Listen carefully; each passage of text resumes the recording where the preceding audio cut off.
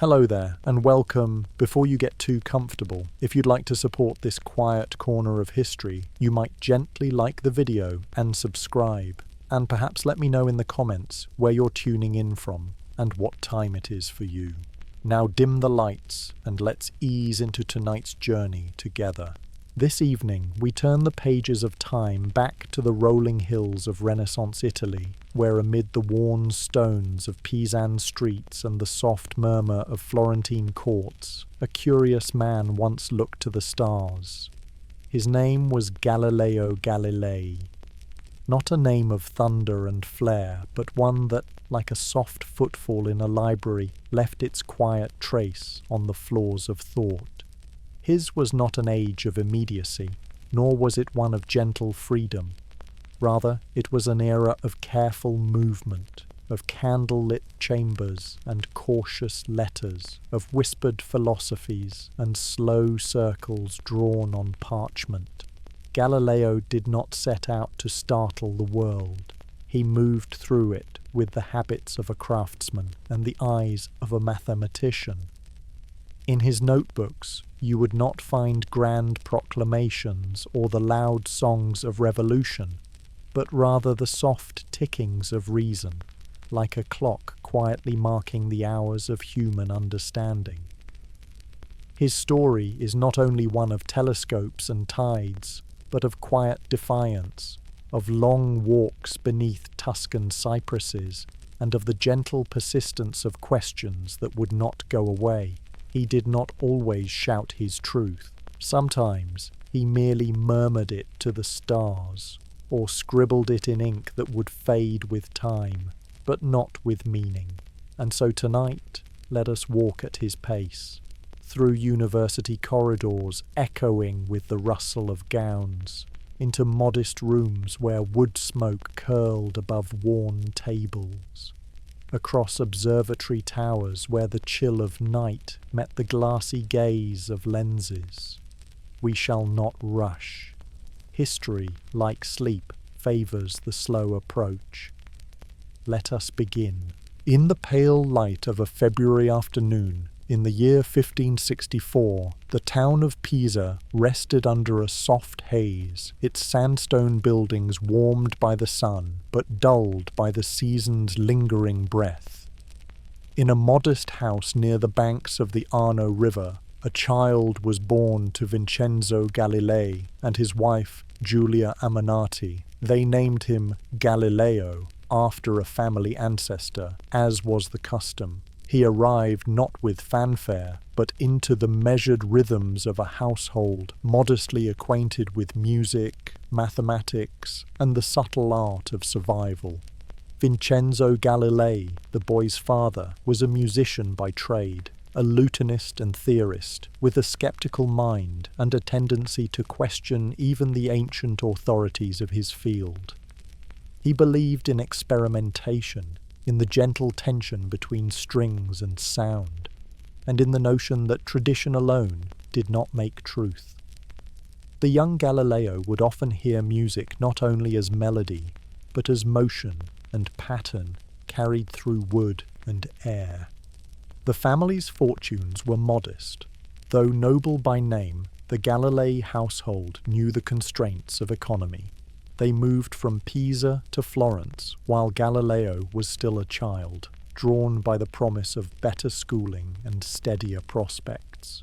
Florence, with its hushed chapels, painted domes, and echoing palazzos, offered more than beauty. It offered the impression of ideas fermenting slowly, like olive oil left to settle in a cool cellar. From a young age, Galileo's eyes moved with a quiet attentiveness. He watched how a pendulum swung in the cathedral of Pisa, not with a child's distraction, but with a simmering kind of stillness. He seemed to notice how time ticked differently when observed closely, how shadows crept along walls, not randomly, but with a grace that hinted at hidden rules. At school, he studied Latin and Aristotle, geometry and grammar. The curriculum moved like a steady stream, predictable and careful. And yet, within those lessons, Galileo found room for wonder. He questioned the weight of falling objects, puzzled over planetary motion, and began to view the world not just as a collection of events, but as a system, something that could be known slowly, like a landscape revealed in morning mist. By the time he was a teenager, Galileo's talent for mathematics had begun to unfold. He could calculate with ease and draw the most delicate arcs of reasoning across a page. But it was not brilliance that defined him. It was steadiness, that plodding, thoughtful steadiness that prefers an inch of understanding to a mile of assumption. In 1581, at the age of 17, Galileo entered the University of Pisa. His father hoped he would study medicine, a practical pursuit with financial reward. Galileo complied at first, attending anatomy lectures and learning about the humours that were thought to govern the body, but his interests quietly drifted elsewhere. He found himself drawn instead to the abstract elegance of mathematics, to the geometric proofs and careful lines that offered a different kind of certainty. It was in the lecture halls, amidst murmuring students and chalky air, that he realized his future did not lie in healing the human body, but in understanding the universe it inhabited. Though he did not complete his degree, Galileo's time in Pisa was not wasted. He began to write, to teach, and to share his thoughts with a small circle of scholars. These were not declarations, but rather musings, quiet invitations to reconsider what had long been accepted. He returned often to the cathedral, watching the swinging lamp whose motion would one day inspire his studies on pendulums, and he began to carry within him that peculiar blend of obedience and resistance, respect for the past, paired with a gentle, persistent urge to test its limits. In these early years, there were no telescopes, no accusations, no heresies or house arrests. Just a boy with a thoughtful gaze, moving through Tuscan streets with slow steps and a mind that never quite settled into sleep. He listened, he measured, he doubted, and in the flickering lamplight of his family's Florentine home, he would sometimes work late into the night, the quiet scratch of his pen the only sound, not driven by fame, but by a deep, quiet curiosity, the kind that hums beneath the surface of things, waiting for the right moment to speak. The town of Pisa, nestled along the gently curving Arno, was neither grand nor obscure. It existed in a kind of dignified slowness, where the tolling of bells and the rustling of river breezes set the rhythm of daily life. In the late 16th century, its streets bore the measured tread of scholars, clerics, merchants, and students, all wrapped in the layered hush of Renaissance order. The buildings stood close, their sun-worn facades speaking of a past never quite forgotten, never entirely let go. Among these narrow lanes and aging walls, Galileo Galilei continued his early adult years with the same steady inquisitiveness that had marked his youth. Though he had left the University of Pisa without a degree, his appetite for knowledge had not dimmed. He lingered in the city, drawn not to its reputation but to its atmosphere, the faint echo of inquiry that filled its arcades and shaded courtyards. In these days, Galileo's livelihood came through private teaching. Mathematics was his trade now, and he offered instruction to the sons of local gentlemen, introducing them to the quiet elegance of geometry and arithmetic. It was modest work, to be sure, but not thankless. In the worn pages of Euclid and the measured spacing of numbers, Galileo found a kind of music, not so unlike his father's lute, a harmony of thought. At home, he remained in close correspondence with his family in Florence. His letters, written with a careful hand, bore no signs of grandeur or arrogance. They were practical, often discussing finances, commissions, and the slow grind of social opportunity. But between the lines, one can sense a young man waiting for position, for clarity, perhaps for history itself to arrive at his door with quiet footsteps. It was during these years that Galileo began to consider the works of Archimedes with greater seriousness. The ancient mathematician's treatises on mechanics and hydrostatics spoke to something deep within him. Galileo saw in Archimedes not just an authority, but a companion across time, a thinker who also questioned weight and balance, who saw motion not as chaos, but as calculation. In the small hours of morning, Galileo would read and reread these texts, his fingers tracing lines that had travelled centuries. In 1586, Galileo wrote his first scientific essay, known later as La Bilancetta, or The Little Balance. It was an unassuming piece, quietly revolutionary in its own restrained way. The work described a method for determining the density of objects by weighing them in air and water. It drew on Archimedean principles, but with a fresh application, a new clarity. Galileo's voice in the essay was not polemical, it was patient, explanatory, like a teacher carefully laying out a demonstration. He showed, without flourish, that even the smallest questions deserved the finest instruments. This modest treatise earned him a whisper of recognition, not fame, but the nods of a few discerning minds. And for Galileo, this was enough. It suggested that thought, slow, rigorous thought, could indeed lead somewhere, even if only to a better scale or a more precise conclusion. Pisa, for its part, remained largely indifferent. The city's life continued much as it had, with boats along the Arno and scholars pacing the halls of its university. But within Galileo's rooms, experiments quietly multiplied. He studied falling bodies, pendulums, levers. He dropped weights of differing mass from varying heights, not for spectacle, but for certainty. The commonly accepted wisdom, inherited from Aristotle, was that heavier objects fall faster.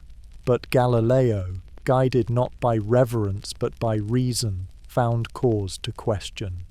He set about testing, not with the flourish of defiance, but with the calm persistence of someone who simply wants to know, and in the dim light of his study, he began to lay the early groundwork for principles that would, in time, unsettle centuries of thought.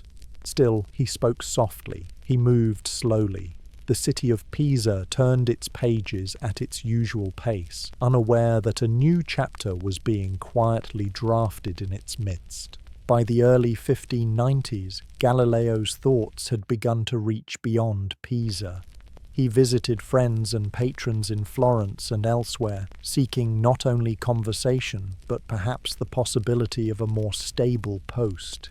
His circumstances remained somewhat precarious. He was a man with learning but no formal degree, talent but no title. In those days, the path to academic stability required more than ability. It required a careful blend of timing, favour, and familial diplomacy.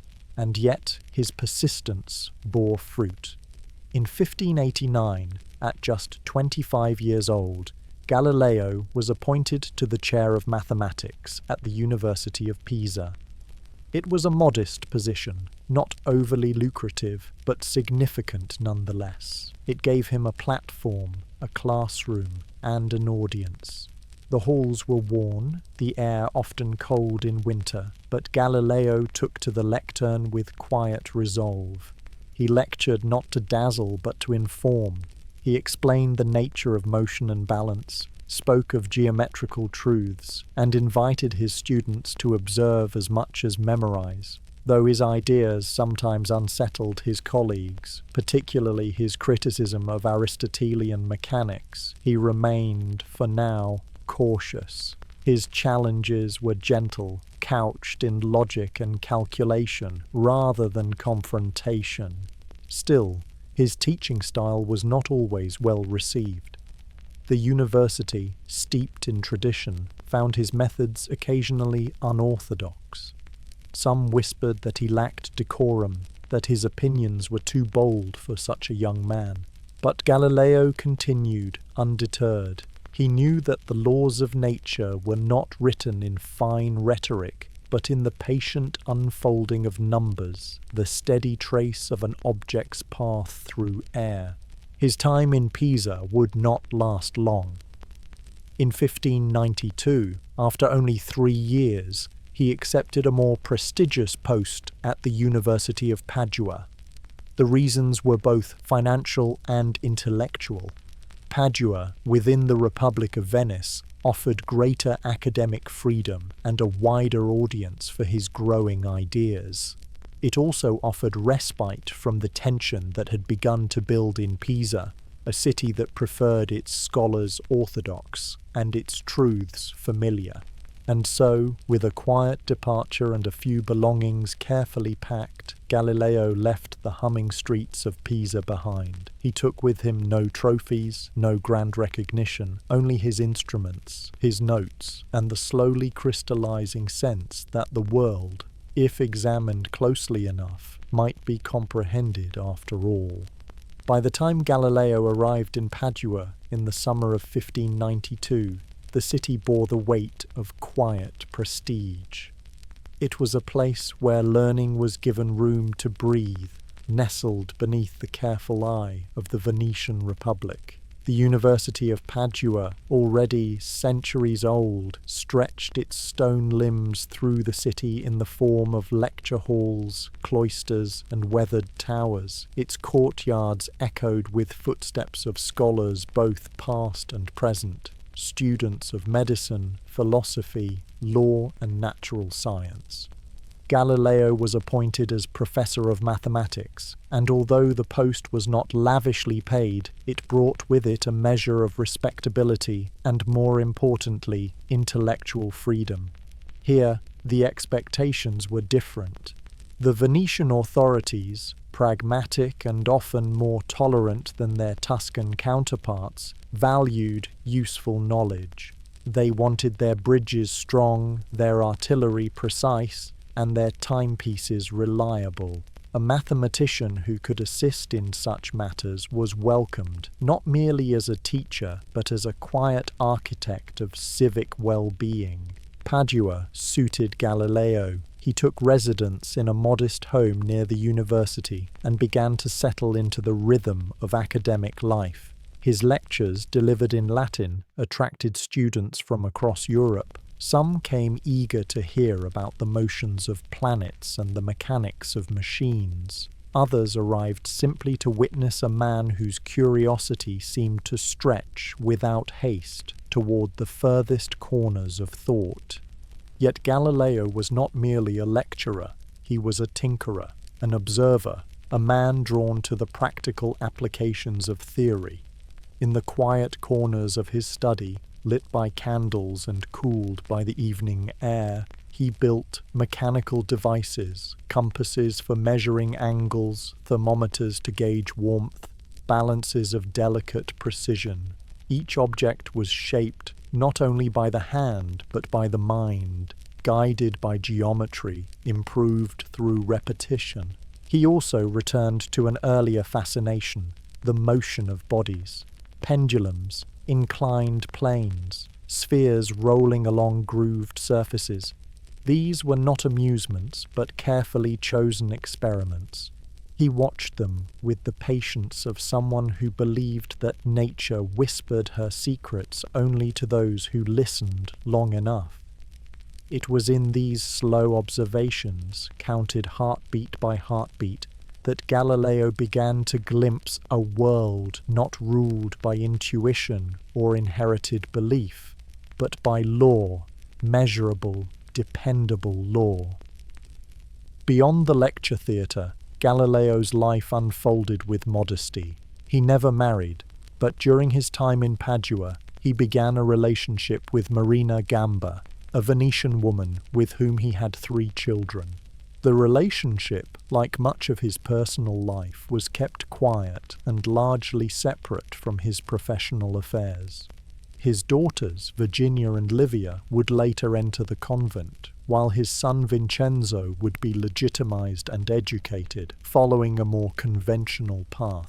Despite his growing family, Galileo remained focused. He published little in these years, preferring to refine his thoughts in private. His work on motion deepened, informed not by hearsay, but by careful testing. He began to question not just the ideas of Aristotle, but the very manner in which knowledge had been handed down, too often asserted without proof, too rarely examined in the world itself. He would show, for example, that bodies of different weights, when dropped from the same height, fall at the same rate, air resistance aside. Not content with mere assertion, he built inclined planes to slow the descent, timing the motion with water clocks and sighting devices. These were not the tools of rebellion, but of reassurance. Galileo did not seek to upend for the sake of novelty, but to understand, to verify, to gently correct centuries of assumption. In Padua, he also began work on a military compass, a device of elegant practicality that could assist in measuring angles, scaling maps, and aiming cannon. It was a gift to the Venetian mindset, useful, clear, and profitable. Galileo sold these instruments to students and engineers, his home becoming a quiet workshop where geometry met wood and brass. The compass brought him some income, and even a small degree of renown.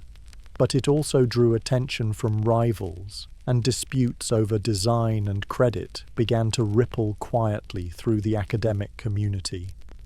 Galileo defended his claims with carefully written pamphlets, each composed in the same steady tone that marked his lectures, assertive but not combative. He preferred precision over passion, argument over accusation.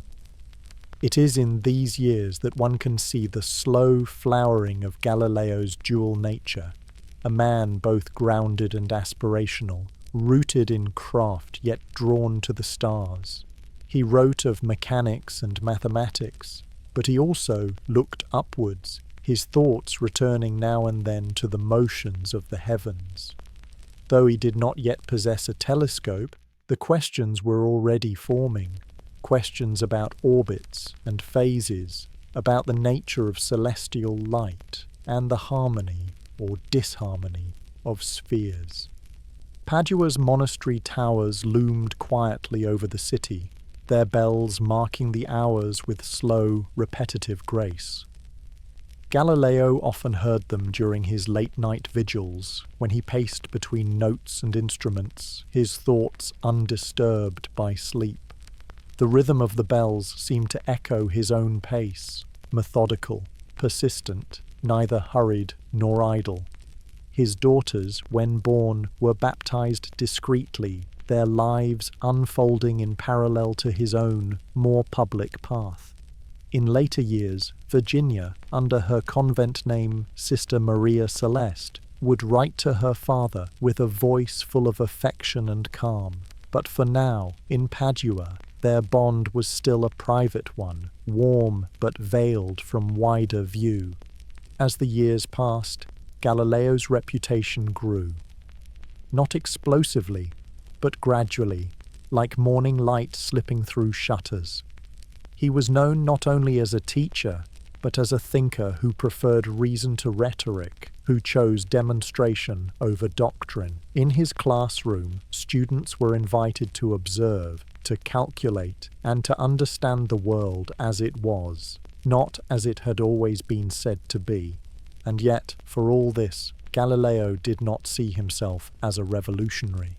He moved through the corridors of Padua with the bearing of a man who sought, above all, clarity. His tools were not firebrands, but levers, weights, and timepieces. His ambition was not to dismantle tradition, but to measure it, test it, and gently, methodically, reshape it where it had worn too thin. As he approached the end of the century, the air around Galileo began to shimmer with the soft edges of possibility. The stars were still distant, the church still dominant, and the boundaries of knowledge still closely guarded. But in a quiet room in Padua, beneath beams darkened by candle smoke, a mathematician adjusted a simple balance, scribbled a careful line of calculation, and listened once more for the subtle rhythms of a world that, if one only paused long enough, might just begin to speak. The early years of the 17th century found Galileo Galilei still in Padua, his days structured by lectures, letters, and lingering moments of quiet thought. Each morning, the sun filtered softly through narrow Venetian shutters, brushing against stacks of manuscripts and drawing instruments laid with care across his work table.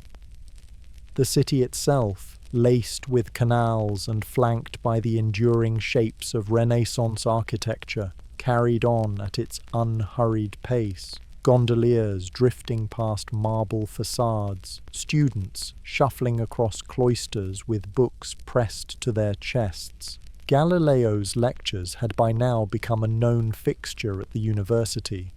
Held in drafty halls with high ceilings and rows of rough wooden benches, they often drew more listeners than seats could accommodate. He spoke without flourish, yet with such clarity and steadiness that even the unfamiliar took comfort in his delivery. Whether speaking of parabolas, planetary paths, or pulleys, his tone remained consistent, measured, reflective, quietly persuasive. He often carried a small lantern, not out of affectation, but for practical use, lighting his path home after evening discussions or illuminating diagrams when the daylight failed. In the calm glow of this lamp, students would sometimes gather close, peering at the careful notations he made upon slate or parchment. There was no pretense to his manner, no theatrical pose, only the solid assurance of a mind that had tested its ideas through patient repetition. Despite his expanding reputation, Galileo remained without a formal publication to his name that truly captured the breadth of his mechanical work. He preferred, for the time being, to teach and to build, to revise and refine. His home was not a philosopher's salon, but a working household. The floors bore the scuff of boots, the scent of wood shavings clung to the corners, and the air was often alive with the ticking of experimental clocks or the faint clatter of metal instruments in motion. He continued to sell his military compasses and even wrote a small booklet to accompany them, explaining their use. The compass was a hybrid tool, useful to gunners, engineers, and surveyors alike. It could calculate interest, divide lines into proportions, and find the range of artillery. It was simple in its appearance, yet layered in its application. Galileo found satisfaction in such work, not because it was lucrative, although it did provide some income, but because it rendered mathematics into something tactile and direct. Among his pupils were several young men who would go on to have lives of significance in their own right. They studied not only arithmetic, but a kind of thinking, a careful balance of respect for tradition with the readiness to question where questions were due. Galileo's method, though never loudly declared, taught them to weigh not just numbers, but claims, to examine the world not with blind acceptance, but with quiet persistence. During these years, Galileo's observations continued to deepen. He explored the nature of accelerated motion and refined his ideas about uniform speed. Inclined planes, water clocks, and pendulums. These became his collaborators. With no sophisticated laboratory, he relied instead on consistency and patience. He timed pendulums by his pulse. He measured distance with strings and wheels. He repeated experiments again and again, listening for nature's subtle confirmations. He also began to receive correspondence from scholars beyond the walls of Padua, philosophers in Bologna, mathematicians in Rome, thinkers in Paris. His ideas moved slowly, carried by post-riders and sea couriers, copied and shared with the reverent care of those who sensed their potential. These were not yet controversies, but stirrings, the slow accumulation of interest that precedes recognition. Galileo's personal life, meanwhile, remained quietly partitioned from his academic persona. He lived apart from Marina Gamba, though she bore and raised their children. The children's presence, while not publicly emphasized, was woven into his life nonetheless. He paid for their care, planned for their futures, and in time secured his daughter's entry into the convent of San Matteo in Arcetri.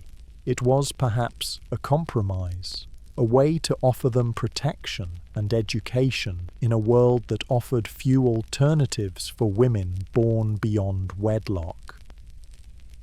As the calendar moved into 1604, a new event stirred Galileo's attentiveness.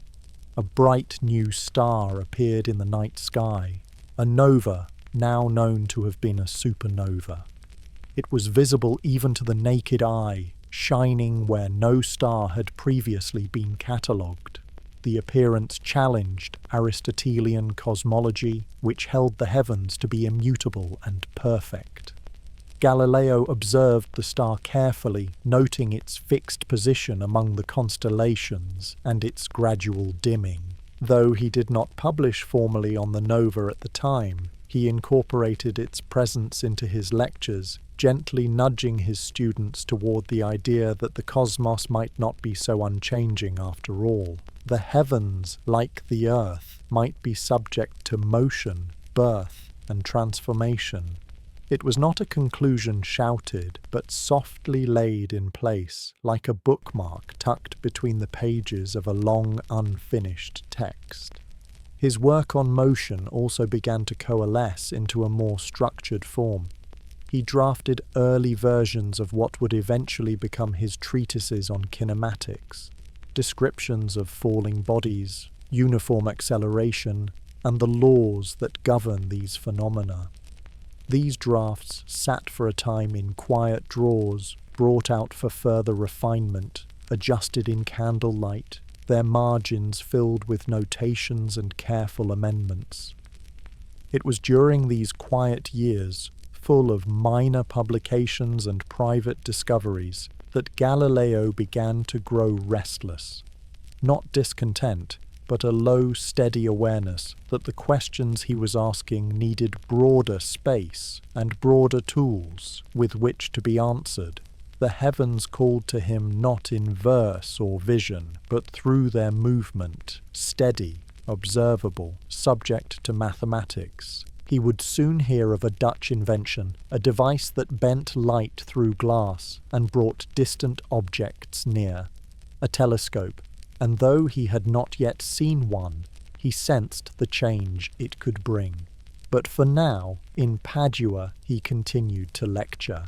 Lantern in hand, compass on table, pendulum swaying ever so slightly in the corner. The lecturer's voice, calm and clear, guided another day's class through proportion and trajectory. Outside, the shadows lengthened across the courtyard, and the bells of the monastery once again tolled the hour.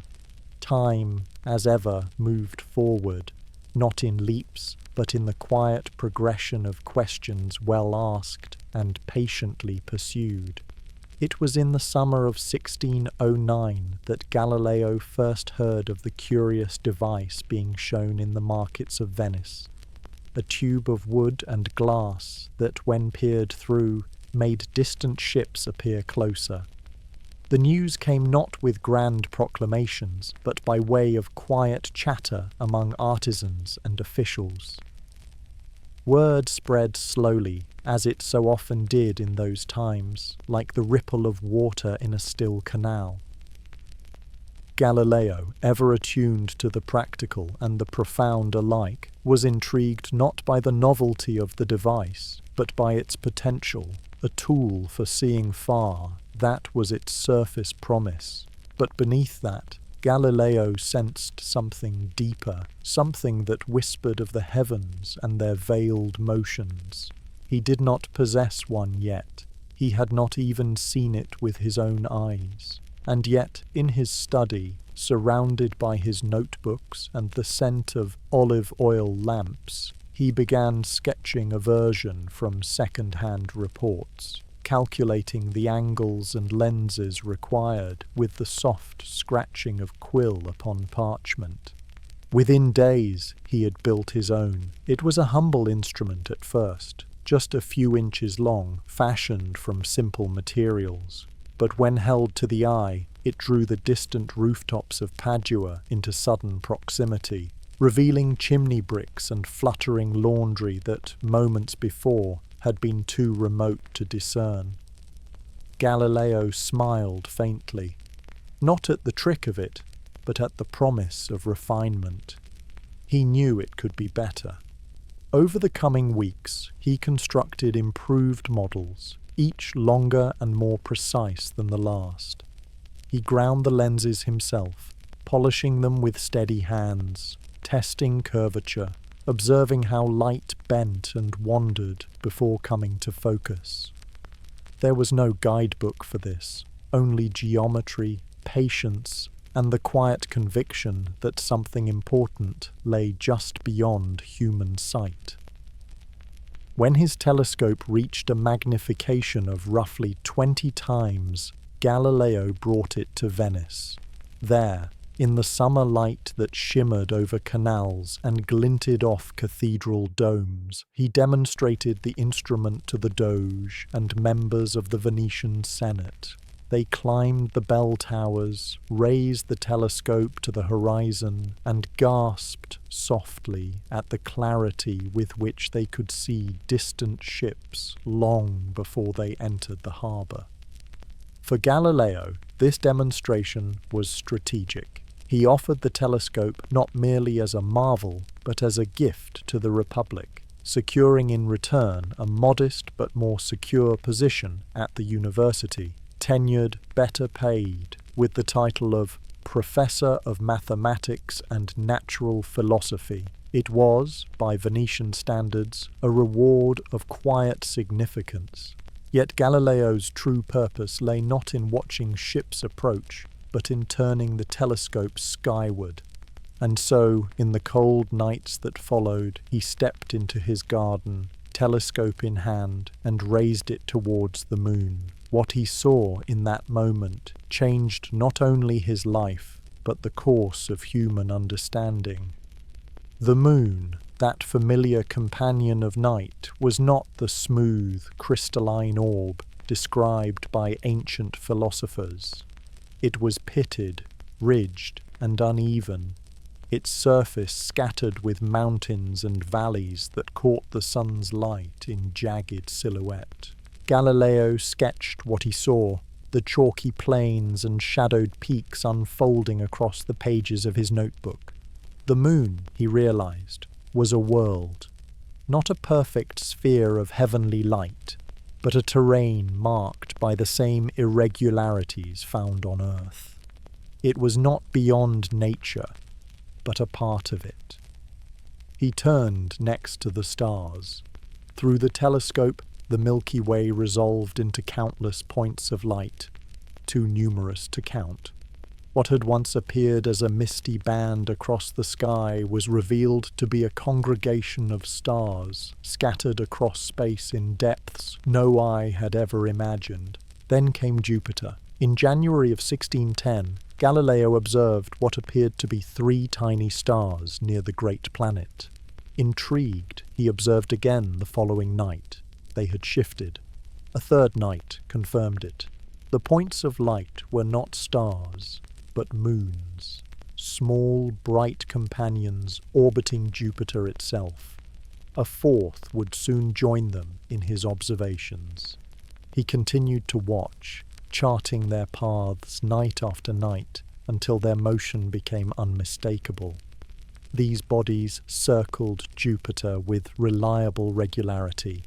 They were, in essence, a miniature planetary system, and their existence quietly challenged the prevailing model of the cosmos, which held that all celestial bodies must orbit the Earth. Galileo recorded these discoveries in a small book titled Sidereus Nuncius, or The Starry Messenger.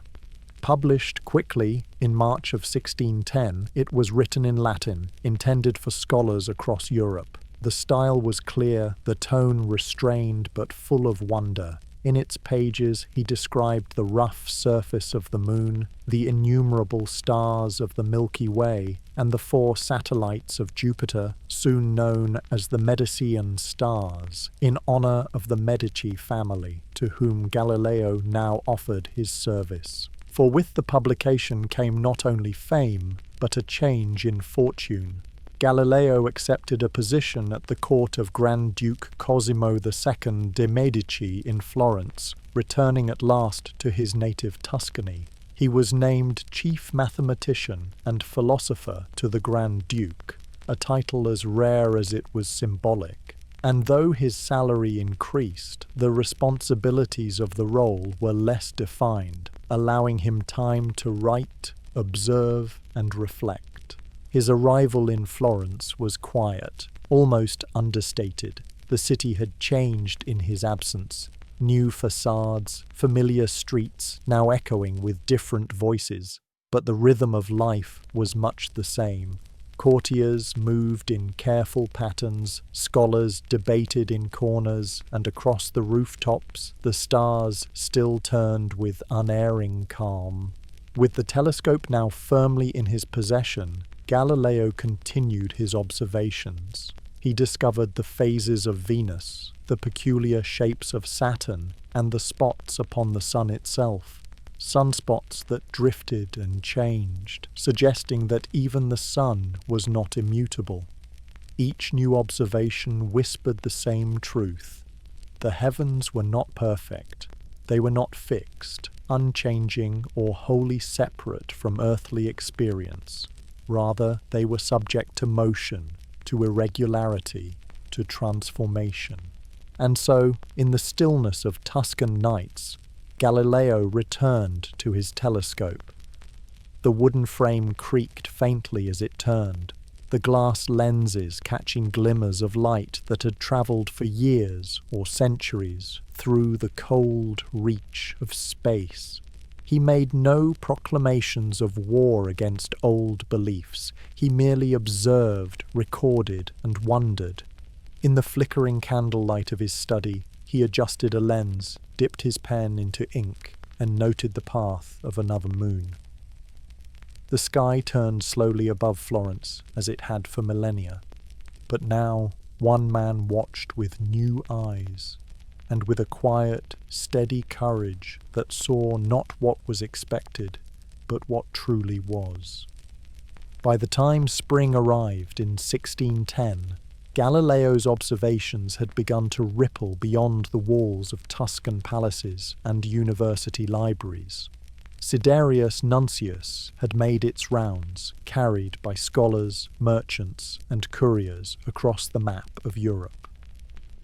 Printed in Venice and penned in the brisk Latin of learned men, its pages bore not wild speculations, but quiet affirmations, drawn from sight, sketched with care, and offered without flourish. It was a small book, both in size and appearance, but within it lay a subtle, revolutionary impulse, the idea that the heavens were not separate from earth, but extensions of the same laws, the same material, the same quiet decay and change that marked everything below. The surface of the moon, pocked and jagged, was no longer myth, but geography. The stars were not placed for symbolism or prophecy, but scattered in quantities beyond measure, and 4 moons, invisible until now, moved in clockwork precision around Jupiter, a planet once thought to be no more than a wandering light. Back in Florence, Galileo settled into a routine shaped by both privilege and scrutiny. His position at the Medici court provided income, accommodation, and a measure of protection. He now wore the robes of a court philosopher, was addressed with titles, and welcomed into the circles of power. Yet the true court he served was not made of dukes and cardinals, but of the stars. Each night, when the city's lanterns dimmed and the countryside fell into silence, Galileo raised his telescope once more. He had now constructed versions with longer tubes and stronger magnification, some reaching 30 times the naked eye's power. These were not easy instruments to use. They wobbled on their wooden frames, and the field of view was narrow. But Galileo had the patience of a craftsman, the discipline of a mathematician, and the quiet awe of a poet. The moon, which had once been merely a pale disk in the sky, now became a subject of study. Galileo mapped its features, naming the bright, flat plains Maria, Latin for seas, and noting the long shadows cast by crater rims and mountain peaks. He measured the angles of sunlight as it caught the lunar topography and estimated the heights of these features through geometry alone. To look through his telescope was to step quietly onto another world, not with the feet, but with the eyes and the mind. He followed the changing angle of illumination across the moon's surface over several nights, tracking how light bled slowly across the ridges and valleys. From this, he drew the inescapable conclusion. The moon rotated, and its landscape was stable. It was not a trick of mist or light. The moon was real, and it bore the scars of time. He drew dozens of sketches, soft, circular impressions filled with strokes of shading and little arcs that marked the rims of craters. These images were not art in the traditional sense, but neither were they devoid of feeling. In their careful curves and gentle smudges, one sees the hand of a man who looked not to dominate the heavens, but to understand them, slowly, one shadow at a time. News of his observations continued to spread. In Rome, some clerics welcomed his findings with curiosity, while others viewed them with quiet suspicion. The Church, ever conscious of its role as guardian of cosmological truth, had long held to the model proposed by Aristotle and refined by Ptolemy, an earth-centered universe, perfect and unchanging in its celestial spheres. Galileo's work did not directly refute this model, at least not yet, but it raised questions too large to ignore. If Jupiter had moons, then not everything orbited the Earth. If the moon had mountains, then it was not made of some heavenly quintessence. If the sun had spots and those spots moved, then even the greatest light in the sky was not pure. He remained cautious for the time being. His writings were respectful, his conclusions carefully couched in the language of mathematics and observation. He presented no manifestos. He simply laid his findings on the table, like coins before a clerk, and waited to see how they would be received. In 1611, Galileo travelled to Rome, invited by Cardinal Maffeo Barberini, an erudite cleric with a fondness for learning, who would one day become Pope Urban VIII. The visit was well received. Galileo was honoured by the Jesuit astronomers at the Roman College, who confirmed his findings with their own instruments. He was inducted into the Accademia dei Lincei, one of the first scientific societies of its kind. For a time, the atmosphere seemed favourable. The heavens were opening, and the Church, for now, appeared content to observe rather than object. Yet beneath this surface calm, tensions stirred. The Copernican model, long controversial, had been given fresh life by Galileo's telescope.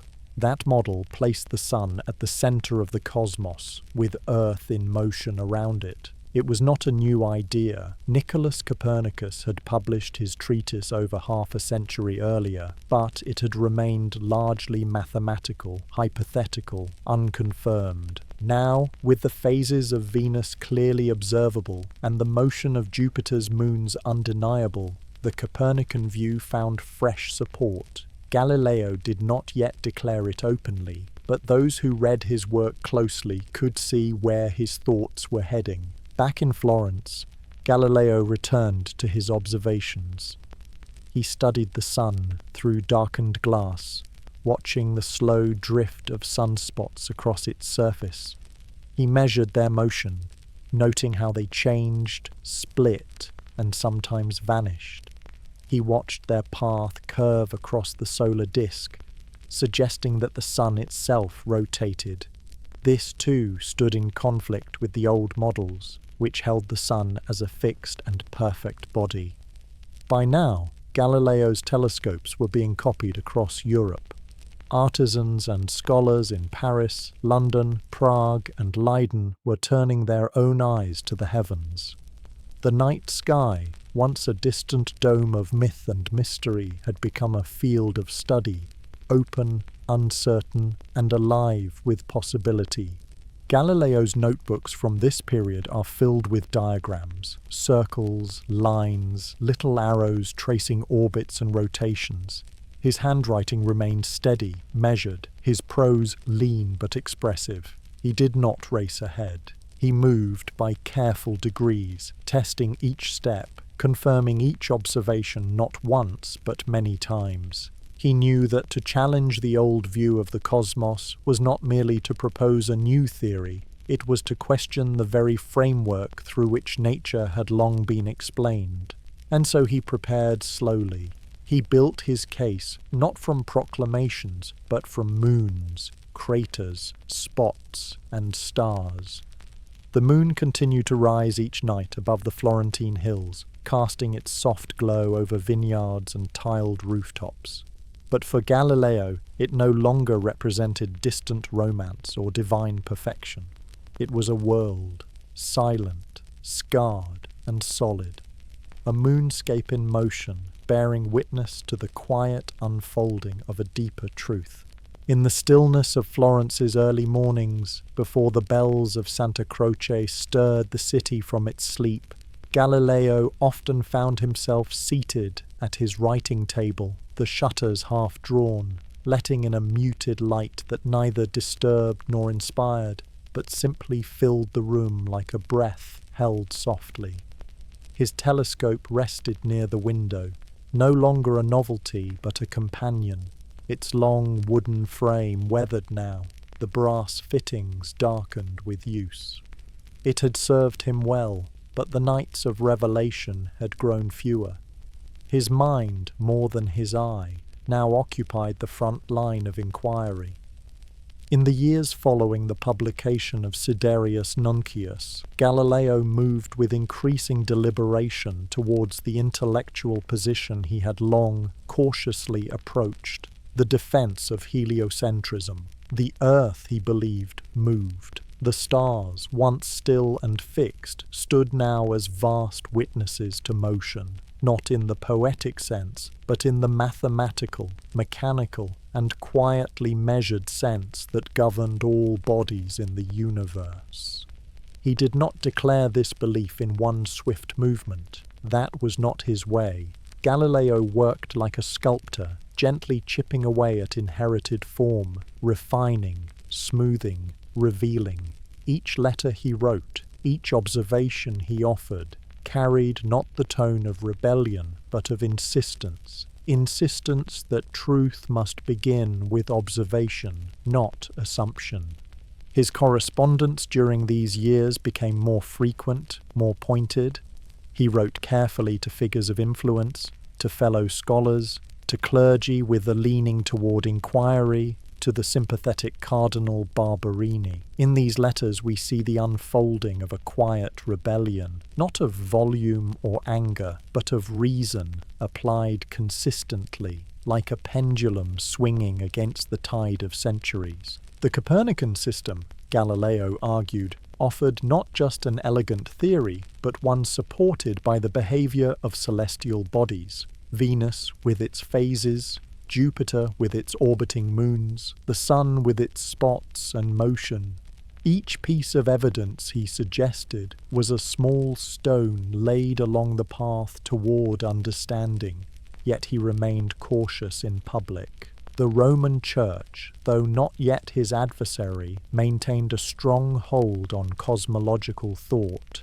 The Ptolemaic model was still taught widely, its intricate spheres and epicycles long interwoven with theological certainty. For many, to question this arrangement was to question order itself. Still, Galileo's writings became more assertive. In 1613, he composed a letter to Benedetto Castelli, a former student and monk. In it, Galileo defended the Copernican system and addressed the apparent conflict between scripture and observation. He argued, not provocatively, but with firm humility, that the Bible taught how to go to heaven, not how the heavens go. This letter circulated privately, copied and shared among scholars and clergy. It was both admired and scrutinized. Galileo revised and expanded it into what would become the Letter to the Grand Duchess Christina, a measured, respectful appeal for the compatibility of faith and science. It was not an attack on religion, but a call for openness, for a gentle separation of realms. The response, however, was not universally kind. In 1616, the Roman Inquisition declared the heliocentric model formally heretical, and Galileo was summoned to Rome. He was not yet accused, but warned, advised to hold his views quietly, not to teach or defend them as physical truth. Galileo accepted this directive, outwardly at least, and returned to Florence under the Church's watchful but not yet hostile gaze. Yet in his own mind, the case was far from closed. His writings slowed, but his observations continued. He delved further into mechanics, studying falling bodies, pendulums, and projectiles. He worked quietly on what would later become his dialogue, though at the time it remained only in fragments, ideas suspended like dust in the late afternoon light, waiting to be gathered. Florence, too, had changed. The Medici court, once warm and welcoming, became more cautious as the political and religious climate shifted. Galileo, now in his 50s, moved more slowly, climbed stairs with greater effort, but his mind remained active, perhaps even sharpened by the limits placed upon it. He had, by now, become a symbol, not a firebrand, not a martyr, but a figure around whom ideas circled with both reverence and anxiety. His home became a destination for students, courtiers, and travelers eager to see the man who had revealed the moons of Jupiter. Yet he remained modest in his manner, offering wine, conversation, and demonstrations of his experiments without ceremony. Through it all, his sense of wonder did not fade. He still paused to watch the moon rise, to track the quiet movement of shadows across his garden, to time a pendulum's swing with the fading beat of his own heart. There was, in his rebellion, no hatred, only longing. A longing to know and to share what he knew, and to live in a world where questions could be asked without fear. In these years he also grew closer to his daughter Virginia, now Sister Maria Celeste. From her convent in Arcetri she wrote to him with gentle affection, offering news, prayers, and practical advice. Her letters, full of warmth and concern, formed a small refuge in his life, a place untouched by controversy, where the language of care replaced that of caution. She sent him preserves, sewn garments, and encouragement. He replied with updates on his health, his experiments, and his quiet hopes. Their correspondence, simple as it was, offered a rhythm of steadiness that matched the slow arc of the moon across the night sky. Galileo's rebellion, if it can be called that, was not born of rage or ego. It was born of a deep, patient certainty, a belief that the world, when studied with care, would reveal itself honestly. That nature, in its turnings and tremors, held no deception, only laws waiting to be discerned. And so he continued, under watch, under strain, but unbroken. In the quiet rooms of his Florentine home, the instruments still stood, the pages still filled, and the mind behind them pressed on, not loudly, not suddenly, but with the steady force of reason that bends the course of thought, slowly, like a river reshaping its banks over time. The early months of 1615 were marked by a kind of deepening silence around Galileo Galilei, not the silence of idleness, but of deliberate pause. He still worked in his study, still refined his notes, but the winds from Rome had grown cooler, and the caution among his Florentine peers more palpable. The Church had not condemned him personally, yet the shadow of suspicion lingered like a cloud that did not move, regardless of how brightly the sun tried to pierce it. It was during this uneasy interlude that Galileo returned once more to his pen, not to chart stars, but to defend the right to speak of them truthfully. The document that would come to be known as Letter to the Grand Duchess. Christina began as a private clarification shared with Benedetto Castelli, but soon expanded into something larger, a calm, slow, and deeply reasoned address to one of the most influential women in Tuscany. Grand Duchess Christina of Lorraine was not known for her interest in astronomy, but she was of the Medici household, and her patronage and understanding carried quiet weight. Galileo, in choosing to write to her, did not seek confrontation. Rather, he sought protection, not for himself alone, but for the fragile space in which science and faith might coexist without fear. The letter itself unfolds like a conversation held late in the day, when voices soften and the rush of argument yields to reflection. Galileo writes not to refute scripture, but to consider how it should be read. He speaks with reverence, not defiance, insisting that the Bible, inspired by the Holy Spirit, speaks in ways accessible to all. And because of that, he writes, it often adapts itself to the understanding of the time. He offers examples not to shame, but to guide. The Psalms speak of the earth as immovable, of the sun racing across the sky. But these, he suggests, are the words of poets, not physicists. They reflect appearances, not essences. To interpret them literally in all cases, he argues gently, is to misunderstand their purpose. Galileo does not rush.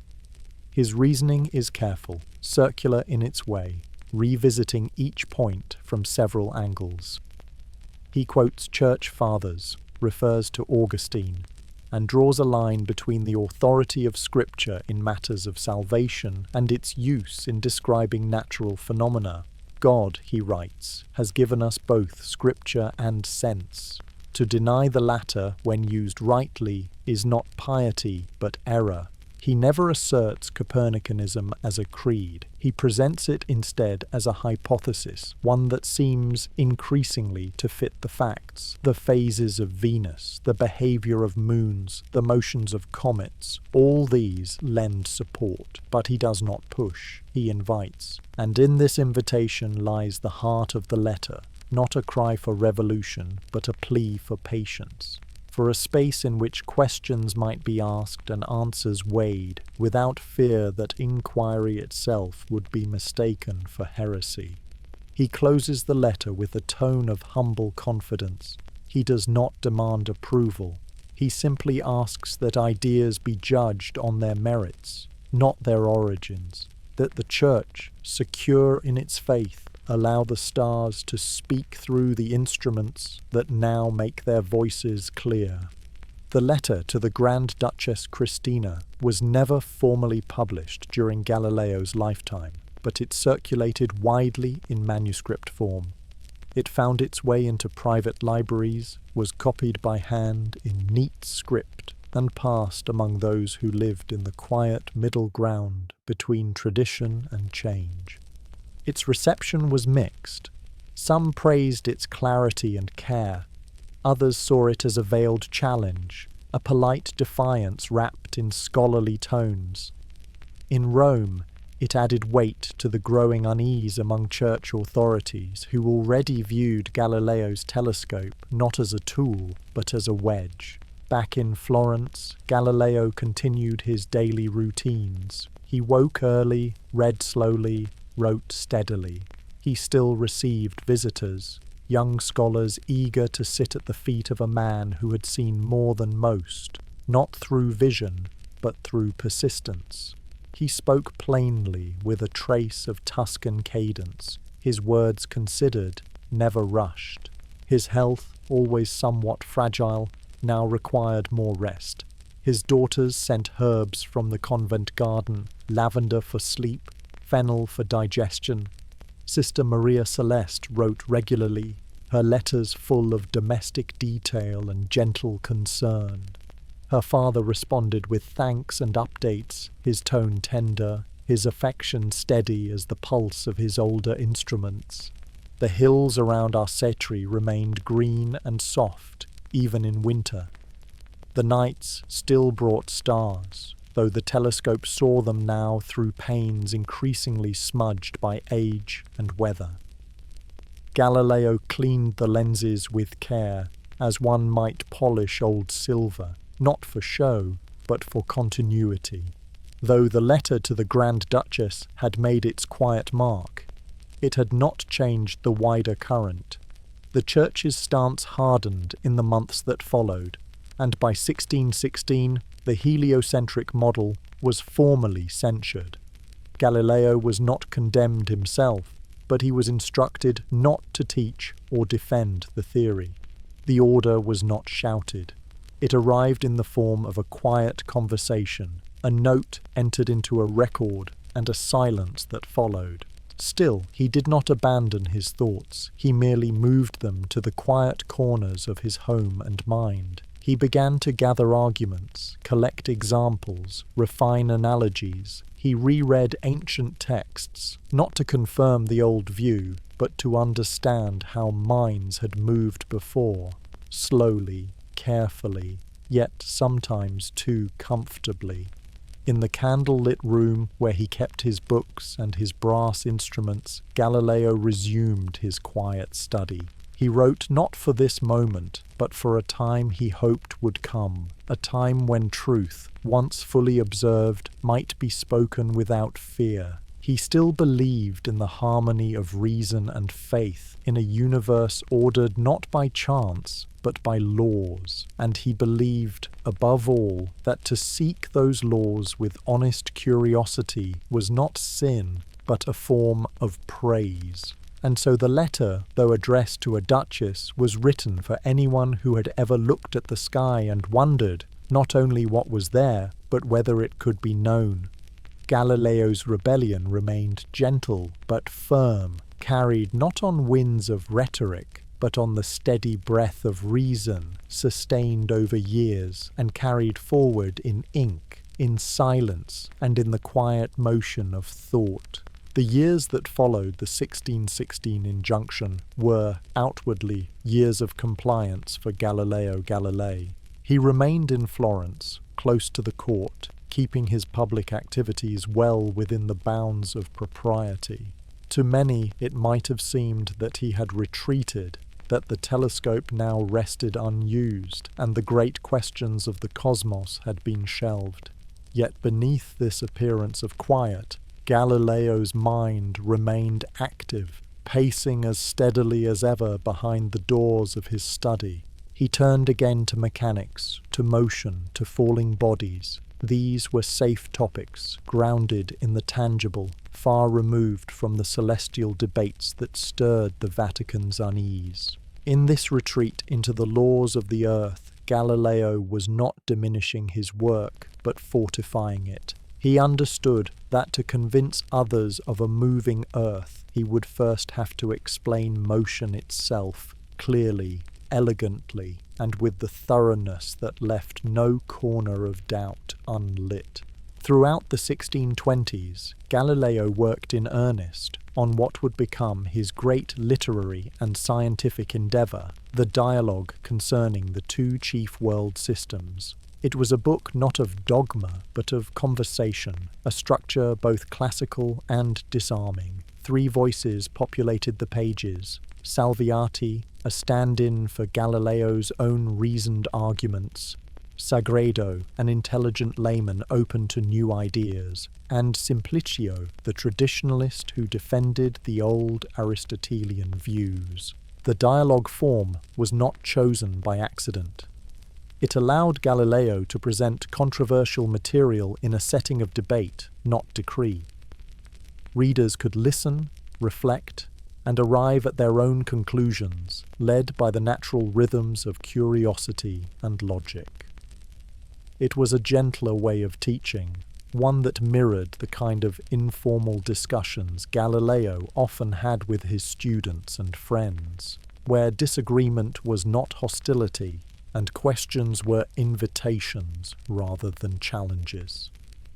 The book took years to write. Galileo revised it slowly, often pausing to rework passages, clarify ideas, or consult new observations. His health, now in his 60s, was increasingly frail. He suffered from arthritis, occasional fevers, and failing eyesight. Yet he pressed on, not out of ambition, but out of a sense that the time to speak clearly was growing short. In 1623, a hopeful change in the air seemed to breathe new life into his efforts. Cardinal Maffeo Barberini, a long-time acquaintance of Galileo and once an admirer of his work, was elected Pope, taking the name Urban VIII. The news arrived in Florence with cautious optimism. Barberini was known for his intellect, his appreciation for art and science, and his previous support of Galileo's writings. Galileo travelled to Rome soon after, meeting with the new pope and receiving a warm, if measured, welcome. Urban granted him several audiences, spoke of the importance of reconciling faith and knowledge, and expressed interest in the yet unfinished dialogue. Encouraged, Galileo returned to Florence and resumed work with renewed energy. By 1630, the manuscript was nearing completion. Galileo sought and eventually received permission to publish, though with strict instructions that the work should present both models, the Ptolemaic and Copernican, as theoretical constructs, not as settled truths. He agreed, albeit with a quiet understanding that the weight of argument would carry its own force. The dialogue was published in 1632, printed in Florence with an elegant typeface, bearing the imprimatur of ecclesiastical approval. The title page bore no alarm bells, just a description of a conversation over 4 days concerning the two world systems. Yet from the first page, readers would have sensed its deeper rhythm. This was no idle philosophical musing. It was a guided journey through evidence, observation, and logic, one that gently but firmly led the reader toward the heliocentric view.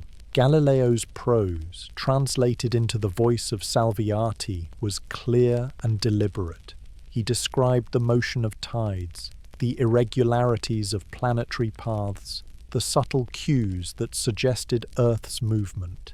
He acknowledged objections, allowed Simplicio to voice them, and then, with calm precision, offered counterpoints that unravelled the old certainties.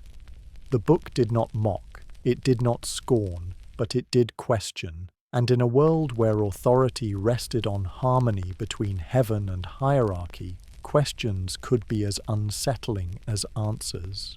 Reaction to the dialogue was swift. Among many scholars, it was admired for its clarity, elegance, and depth. Even those unconvinced of its conclusions recognized its intellectual power. But in Rome, within the corridors of the church, the tone shifted. Some saw in the figure of Simplicio not merely a defender of Aristotle, but a veiled caricature of Pope Urban himself. This was likely unintended. Galileo had named the character after a historical philosopher, and the Pope's own ideas were included in parts of the text. Yet perception, once stirred, is not easily calmed. What had seemed a respectful dialogue now appeared to some as a public slight. The Inquisition reopened its file on Galileo.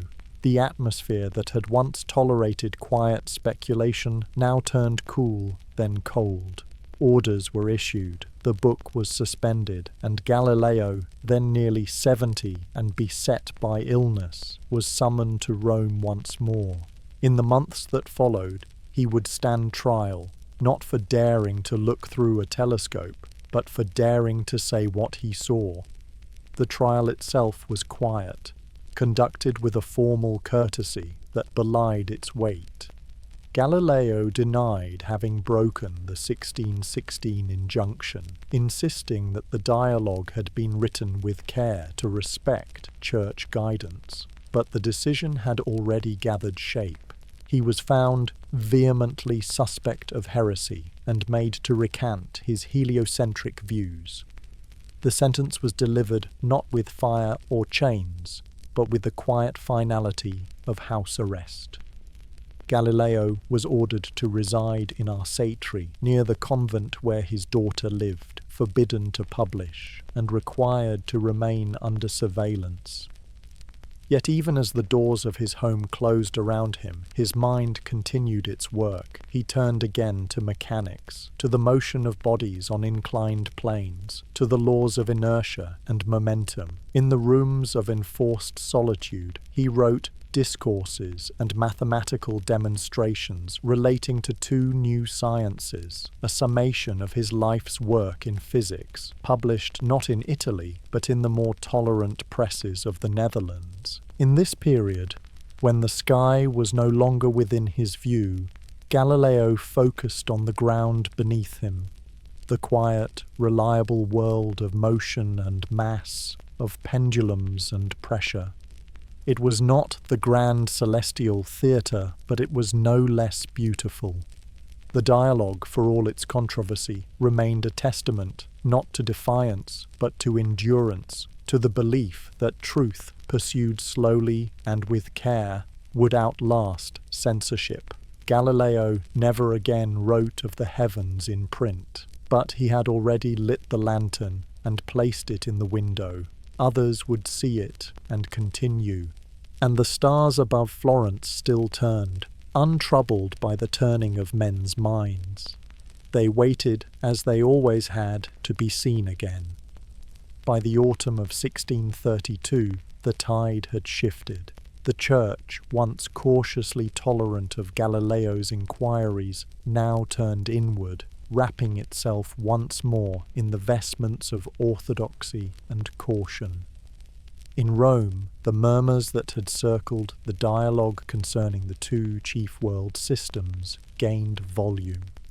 What had been granted permission was now under suspicion, and what had once been seen as elegant argument was now interpreted as veiled subversion. The summons arrived quietly, without ceremony. Galileo was ordered to present himself before the Roman Inquisition to answer charges that he had violated the 1616 decree forbidding the teaching of heliocentrism as physical truth. The message, though couched in formality, carried the unmistakable chill of finality. There was no appeal.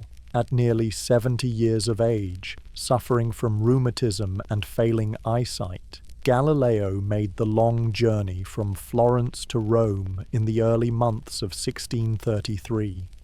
He travelled not by conviction, but by obligation, his movements slow, his body stiffened by age. The city he entered was familiar in outline, its domes, its piazzas, its ancient ruins, but now it bore a different air. No longer the city of learned conversation, but of silence, of inward watchfulness. He was lodged at the house of the Tuscan ambassador, a gesture of courtesy extended by the Medici court. There, under the watch of papal agents, he awaited his hearings. The Inquisition itself did not operate with haste. Its proceedings moved like sediment in water, slow, methodical, and difficult to read. Galileo was not imprisoned in a cell, but he was confined. Each day he waited, not knowing when he would be called, nor what awaited when he was. The trial, when it began, was not dramatic. It unfolded in plain rooms, with clerics seated behind desks, and Galileo, old and weary, seated before them. The proceedings were recorded in careful script, each answer transcribed, each hesitation noted. He was asked whether he had written the dialogue in defiance of the 1616 decree. He responded that he had believed in good faith that he had followed the conditions set for him. He had presented both models, he said, and allowed the reader to judge. But his judges were not persuaded. They pointed to passages where Salviati, clearly Galileo's own voice, presented Copernicanism not as a theory, but as a superior truth. They questioned the intent behind Simplicio's character, the apparent mockery, the tone of subtle derision toward the traditional view. Galileo defended himself with restraint. He offered explanations, denied deliberate offense, and submitted to their authority. He did not raise his voice. He did not challenge. He simply tried to convey what he had meant. Yet he could see, in the cool expressions of the tribunal, that the outcome was already known. The Inquisition did not convene to discover the truth, but to affirm it. On the 22nd of June, 1633, Galileo was brought once more before the tribunal. The sentence was read aloud. He was found vehemently suspect of heresy for having held and taught that the earth moves and is not the centre of the universe. He was required to abjure, curse, and detest those views. He did so, kneeling in a small chamber, his voice low, the words memorized or read from a prepared script. Whether he meant them, no one can say. The legend that he muttered, "Eppur si muove," and yet it moves, has endured, but history offers no certain proof. If he said it, it was not recorded, and yet, in the quiet corners of his mind, it is easy to imagine that the thought remained steady as ever. His punishment was house arrest for the remainder of his life. Not imprisonment in the usual sense, but confinement. He was first kept in Siena, in the home of a sympathetic archbishop, and later returned to Arcetri, near the convent where his daughter lived. There, in a villa with stone floors and olive trees that leaned in the wind, he lived out his days. He was watched, his correspondence was monitored, visitors were permitted only by special request, but within the bounds of these restrictions, Galileo continued to work. He dictated, wrote, calculated. He turned away from the stars and returned to the earth, to the motion of falling objects, the swing of pendulums, the strength of materials. It was not defeat, but redirection. The convent of San Matteo, where Sister Maria Celeste resided, was close enough for letters to pass between them almost daily. Her presence, though behind stone walls, became his great comfort. She sent jams and herbs, mended his linens, and offered, through her careful script, a kind of warmth that no papal order could erase. in her he found not just familial affection, but a serenity that soothed the harsher edges of his fate. When she died suddenly in 1634, not long after his return to Arcetri, Galileo was struck by a grief more profound than any public censure. Her letters ceased, and the days grew longer. The villa, once filled with quiet motion, felt hollow. Yet he continued. In the years that followed, he composed his final great work, discourses and mathematical demonstrations relating to two new sciences. It was a culmination of decades of thought on motion, strength, resistance, and structure. Written in the form of another dialogue, it bore the marks of age and exile, yet also of enduring clarity. He sent it to be published in Leiden, far from the reach of Roman decree. His eyesight, by then, was nearly gone. He dictated most of the text, trusting in the hands of loyal assistants to record what his mind could still so clearly trace. He did not speak often of the trial. He did not dwell on injustice. He simply continued, as he always had, with quiet resolve. The Inquisition's whisper had not silenced him. It had changed the room in which he spoke, narrowed the window through which he observed, but it had not stopped the work. Galileo's rebellion had never been loud. It was, from the start, a soft resistance, built on observation, on careful language, and on a belief that the world, once known truly, could be described honestly. In the stillness of Arcetri, beneath the slow rustling of cypress trees, Galileo waited. He did not seek redemption. He did not regret. The earth moved. The sun shone. And in his small room, lit by the last light of day, he waited with a heart as steady as the pulse of time itself. The villa at Arcetri sat on the gentle slope of a hillside, its walls weathered by sun and season, its shutters faded to the soft grey of old pine. From its modest windows one could see the olive groves spread out like a quiet sea, their silver leaves shifting softly in the Tuscan breeze. It was here, in 1634, that Galileo Galilei passed the final years of his life, under house arrest, surrounded by the measured rhythms of earth and sky. The decree of the Inquisition had been clear. Galileo was not to leave the premises, nor to engage in any correspondence that might reignite the debates he had, in their eyes, wrongly provoked. And so, within these stone walls and garden paths, his world grew smaller in space, but not in mind. The sentence was meant to isolate him, yet the interior landscape of his thought remained wide and wandering. The rooms of the villa were plain. A few wooden chairs, a table marked by years of use, a writing desk angled to catch the light of afternoon. His books, well thumbed and annotated, lined the shelves unevenly. Here were Euclid and Archimedes, Ptolemy and Copernicus, writings in Latin, Greek, and Italian, pages that bore the quiet gravity of centuries. Galileo's days passed with gentle regularity. He rose early, often before sunrise, and made his way slowly to the window where the hills emerged from the mist in layers, pale green and ochre beneath the waking light. He ate simply, cheese, olives, bread, sometimes a little broth, and took small walks around the garden when his joints allowed it. The arthritis had grown worse, and his sight had almost entirely failed, but his hearing remained keen, and his voice retained its low, steady cadence. Though forbidden to publish in Italy, Galileo did not cease to write.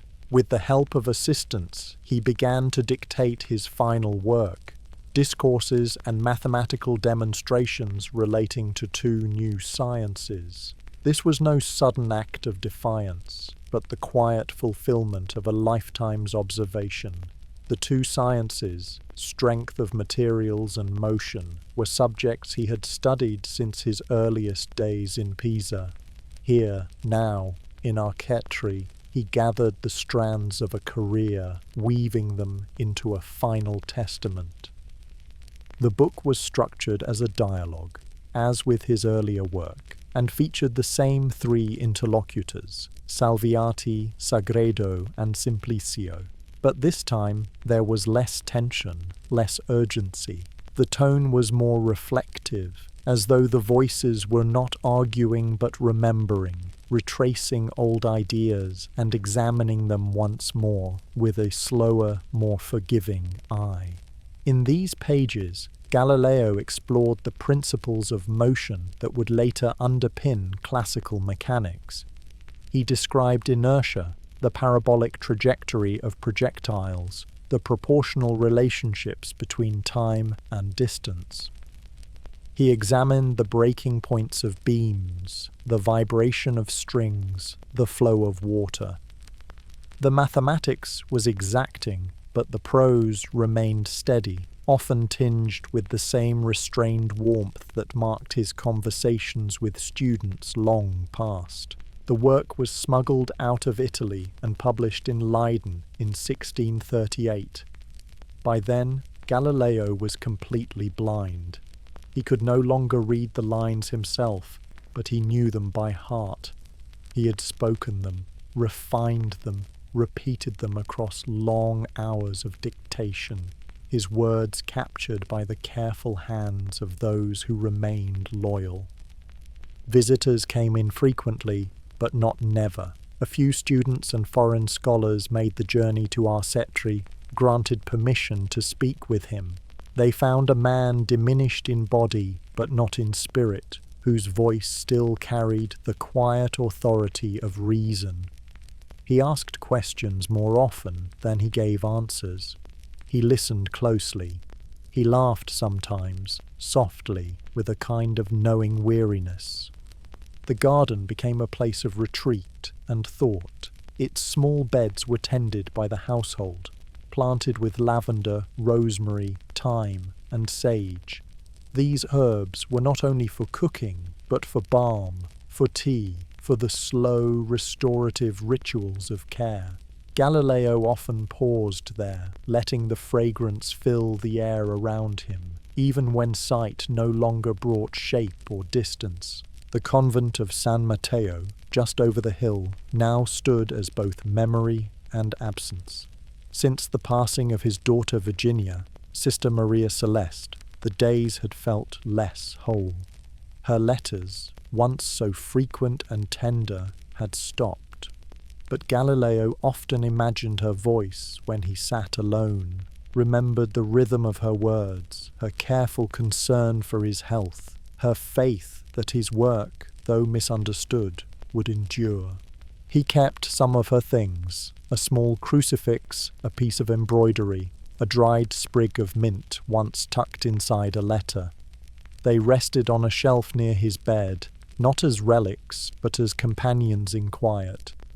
In the long afternoons, he would sometimes sit in her old chair, the wicker now creaking with age, and speak aloud, not to anyone in particular, but to the space she had left behind. In his confinement, Galileo grew more contemplative. He no longer argued, he no longer sought to persuade, he simply spoke when asked of what he knew to be true. The earth moved, the stars were many, the universe was wide and ordered, not by fear or decree, but by laws that did not yield to tradition. He took solace not in victory, but in clarity. There was, perhaps, a kind of peace in that. The storm had passed, and while he had been left on the shore, battered and weathered, he remained upright. The instruments on his shelves, long since silent, still bore the dust of their use, like the tools of a craftsman who knows that his work has been completed, not perfectly, but well enough to last. And so the seasons turned. Spring brought almond blossoms, summer the hum of bees among the rosemary, autumn scattered golden leaves across the path, Winter wrapped the villa in stillness, the hearth burning low, the evenings long. Galileo's thoughts moved now as they always had, carefully, consistently, with the quiet determination of a man who believed that truth, however obscured, would rise in time like the morning sun, returning again and again to light the world, whether or not the world was ready to see. Within the pale walls of the villa at Arcetri, time flowed with a quiet regularity. The sun crept across the flagstone floor each morning, warming the base of the shuttered windows. The wind moved gently through the olive trees, and the bells from nearby Florence reached Galileo's ears with a softened echo, marking hours no longer bound by duty but by habit. Though forbidden to publish within the Papal States, Galileo remained in correspondence with friends and fellow thinkers across Europe. Letters arrived irregularly, folded and sealed in wax, often opened and resealed by the Church's censors before reaching his hand. Yet they came still, from Leiden, Paris, London, Prague, bringing news, encouragement, and the questions of younger minds, eager to know what the old philosopher might still have to say. He answered when he could, slowly, carefully, and often with the help of a secretary who would read aloud the letters and write down his dictated replies. His vision, by now, had failed completely. The world, once revealed to him through lenses and glass, now came only in sound and memory.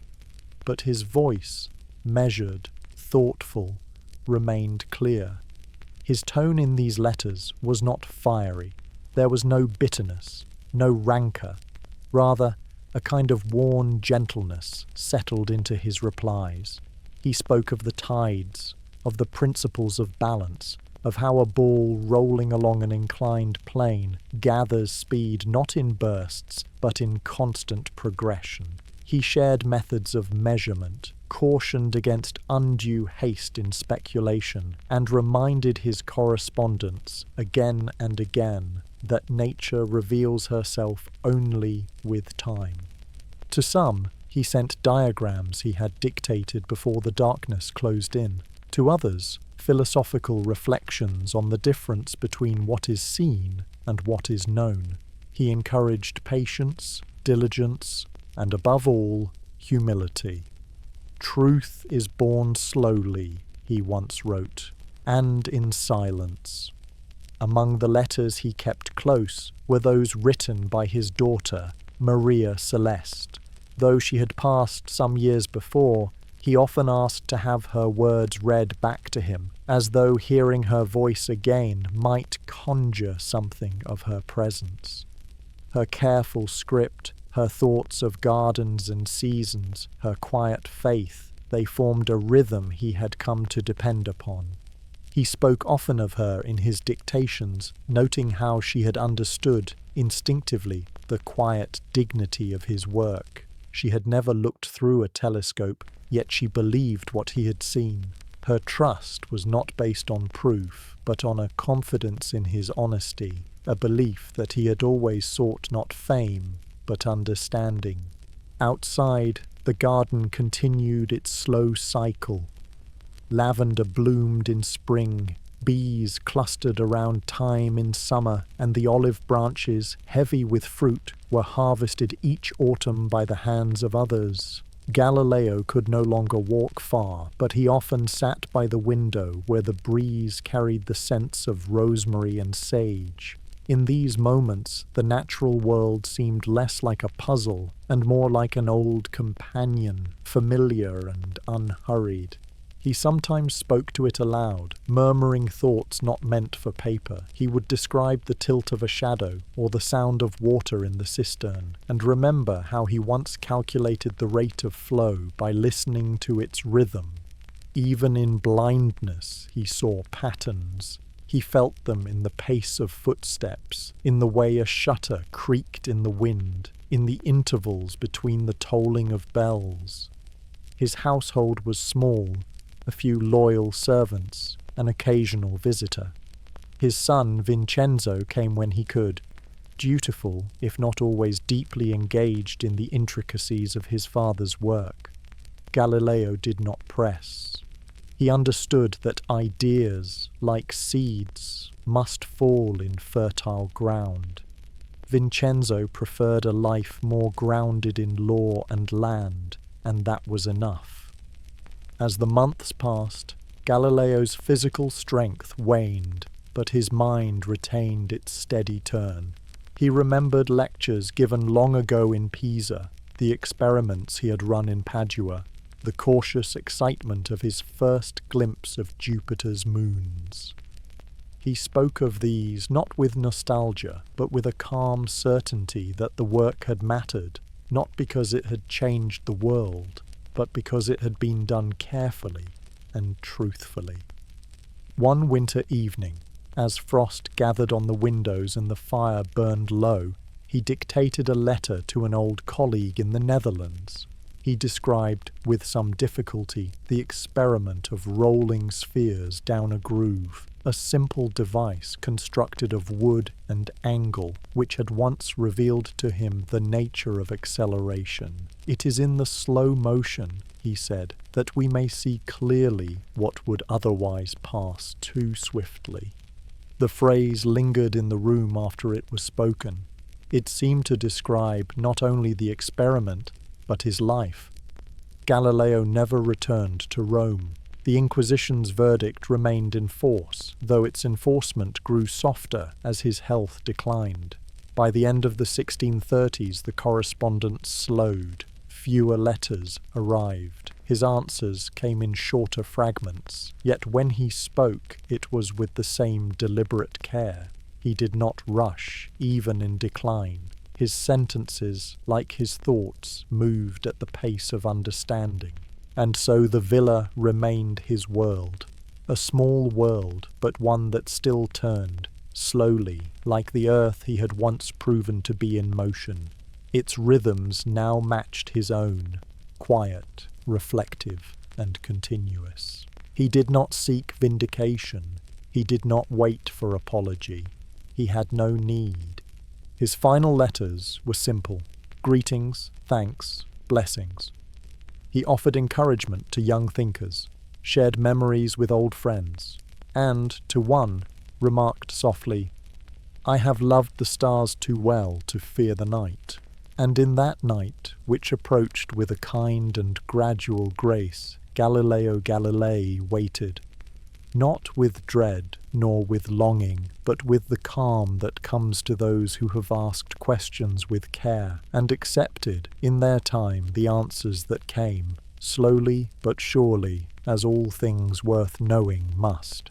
As the 1640s began to unfold across the gentle Tuscan hills, the world beyond the villa at Arcetri moved on, largely unaware of the quiet persistence that remained within its walls. Galileo, now well into his 70s and entirely blind, continued to live among the steady comforts of familiar routines. His days passed without spectacle, without interruption, and yet within them the steady tick of thought still echoed, soft as a pendulum swing, quiet as a shadow cast at sundown. Though his sight was gone, he moved through his home with the instinct of long memory. He knew the distances between chairs, the texture of rugs beneath his feet, the sound of wind when it passed through particular shutters. His world had become smaller, yes, but not diminished. It had condensed into a manageable geometry, a landscape of known angles and measured footsteps.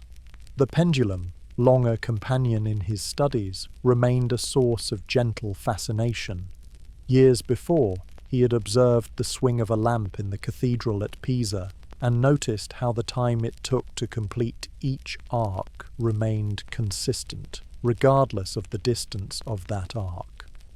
This observation had led to many of his later experiments, where he timed the swing of weights suspended from cords and compared their movements with his own pulse.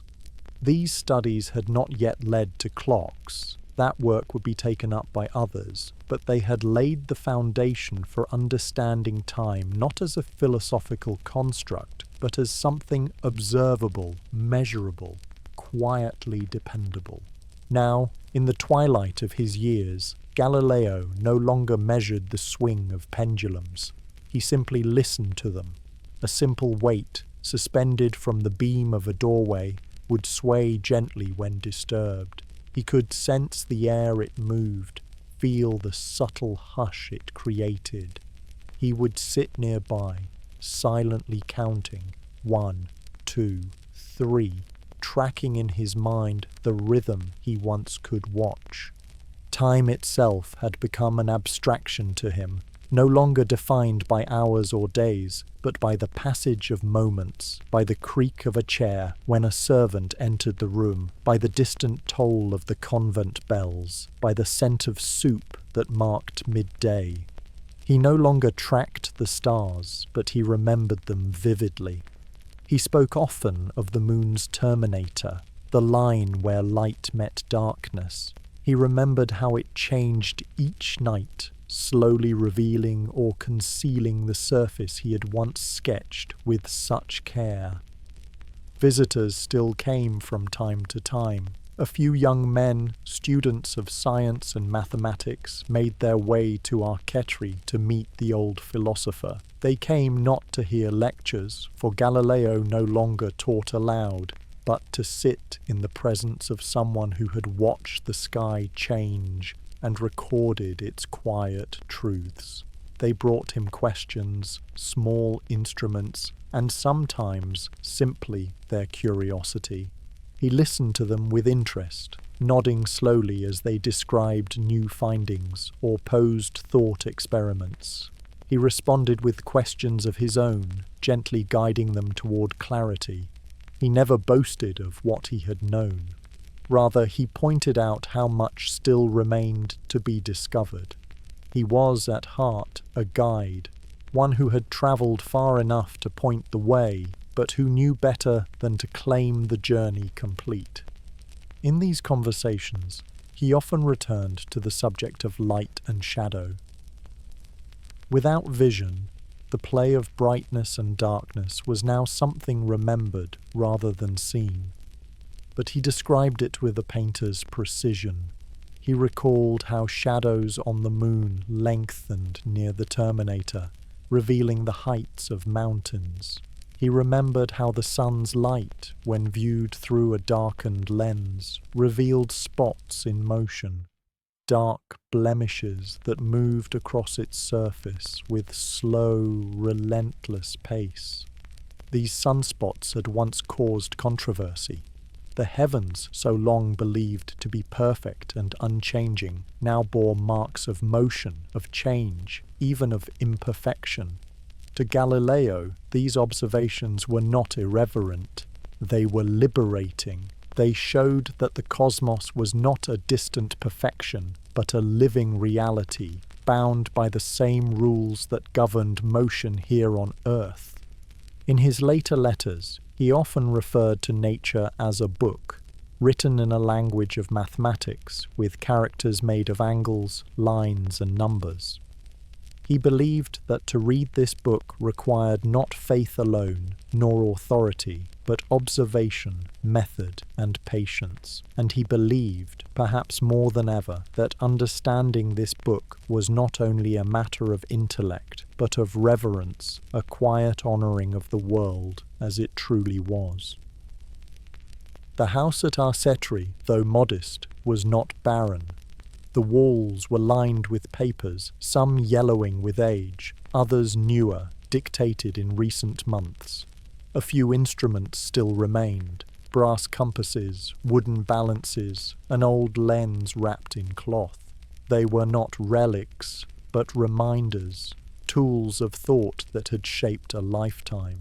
Galileo rarely spoke now of the church or the trial. He held no grudge, at least not openly. When asked, he would deflect, turning instead to a question of motion or optics. To him, the matter had settled. The earth moved. The sun stood still. The truth had been observed. What remained was not to argue, but to illuminate, quietly and with care. He wrote, when his strength allowed, of the continuity between questions, how each discovery gave rise to new uncertainty, how knowledge was not a tower, but a path. He encouraged his few remaining pupils to be slow in judgment, precise in thought, and kind in disagreement. As spring returned to Arcetri once again, the garden stirred into life. Herbs pushed through the warming soil, swallows circled above the trees, and within the villa, Galileo sat in the same chair, listening to the rustle of leaves, the sound of steps on gravel, the creak of wooden floorboards. These, to him, were now as rich with meaning as any observation of Saturn's rings or Venus's phases. He felt the world not as it looked, but as it moved, as it turned, quietly and without pause, carrying with it the shadows of past certainties and the gentle motion of new thought. By the late autumn of 1641, the days grew shorter around Arcetri, and the sun no longer lingered long enough to warm the old stone of the villa. Mornings came with a breath of frost, and the olive branches rattled softly in the dry breeze. Within the thick walls of Galileo's quiet refuge, the world dimmed in gentle proportion to the mind that had, for so long, sought its light. Galileo Galilei was now 77 years old. He had been blind for several years, his joints stiffened with pain, and his strength more often spent before the day's end. And yet, even in this slow decline, his thoughts remained active, circling, pondering, replaying the rhythms of arguments long made and questions still unanswered.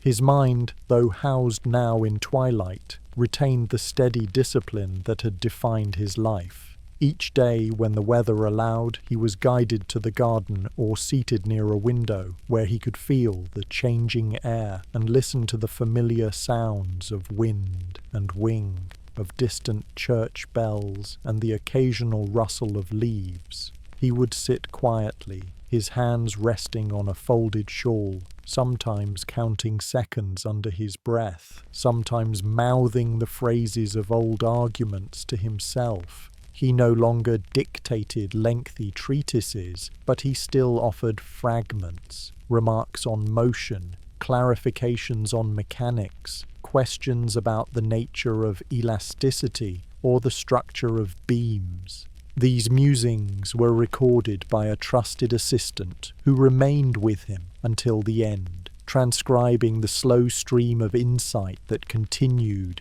even as the body faltered. In these final months, Galileo reflected more often aloud, not as a man rehearsing past triumphs, but as one seeking the last contours of a vast and partially mapped landscape. He would speak of inclined planes, of the acceleration of falling objects, of the moon's slow passage across the sky, even though he could no longer see it.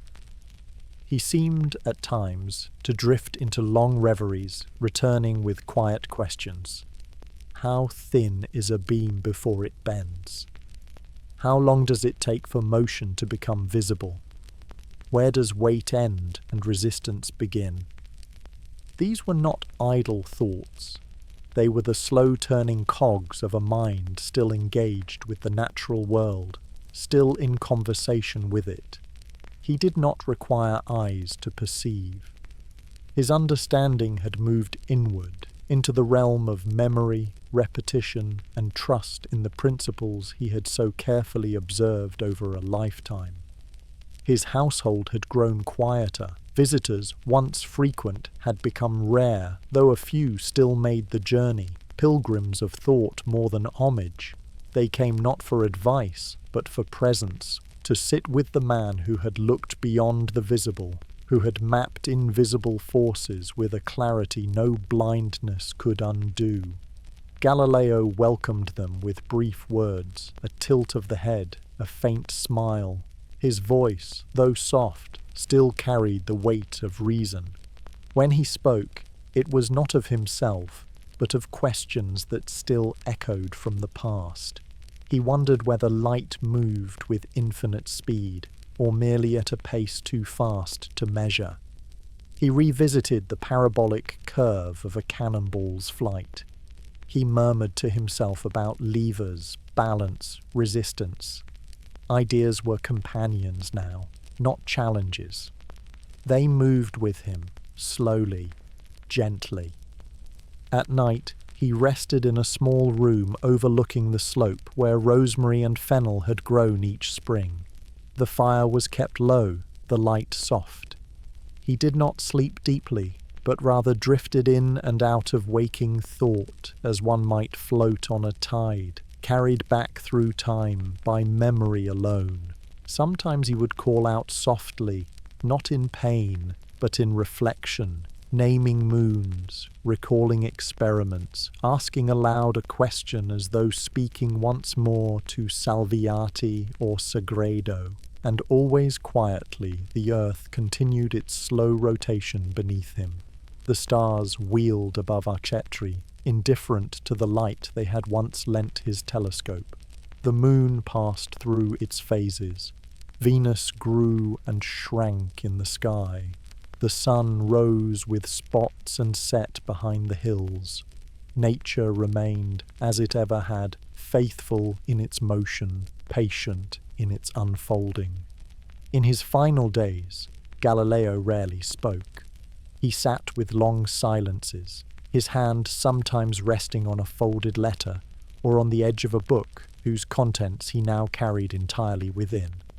The garden in late winter bore only a few signs of green, cress and early sprouts, signs that the world would continue its cycle even as he prepared to leave it. He died on the 8th of January, 1642, quietly and without spectacle. The church did not permit a grand funeral.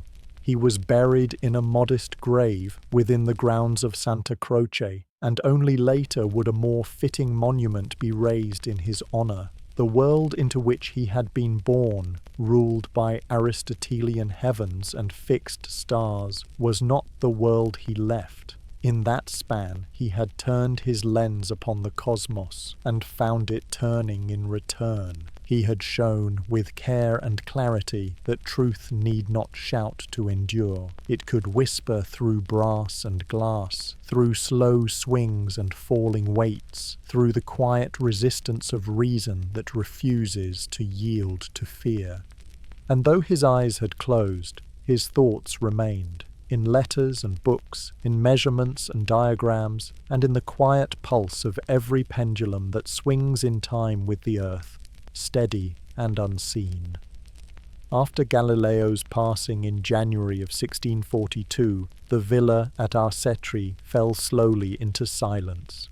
The rooms where thought had once flowed now sat in quiet repose, filled with the long shadows of absence. The instruments remained, his balances, his compasses, the lenses he had once ground with his own hands, but they no longer measured or magnified. The air hung still, as if history itself were pausing, not out of reverence, but out of breath. In Florence, news of his death travelled steadily, not with fanfare, but with the hushed respect one reserves for a figure whose presence had stretched across generations. Some mourned him as a father of science, others remembered only the controversy. But even those who had never read his works knew the name, Galileo, the man who had dared to look up and say what he saw. His burial at Santa Croce was modest, unadorned, as decreed by the church. It was not until many decades later, in 1737, that his remains were moved to a proper tomb within the basilica, beside those of artists and thinkers, where a monument now rises in quiet tribute. Time, as it so often does, softened resistance and brought with it the space for reconciliation. But Galileo's legacy did not reside in marble. It drifted, slowly and steadily, through the years that followed, carried in letters, preserved in journals, whispered in classrooms where young students puzzled over the movement of falling bodies, the arc of a pendulum, the nature of motion itself. His dialogue, once condemned, was read again, this time with curiosity rather than suspicion. His discourses, published in Leiden, crossed borders and languages, and found readers in England, France, and beyond.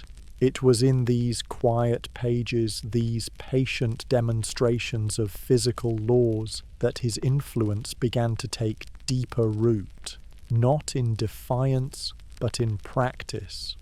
By the end of the 17th century, a new generation had begun to emerge, thinkers who took Galileo's careful observations and pushed them further. Among them was Isaac Newton, born the very year Galileo died.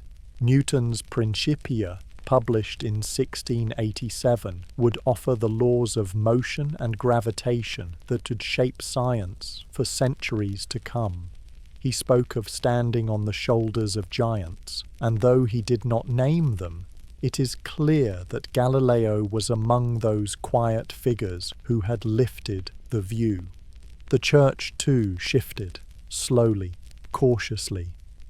The ban on Galileo's books remained for a time, but was gradually relaxed.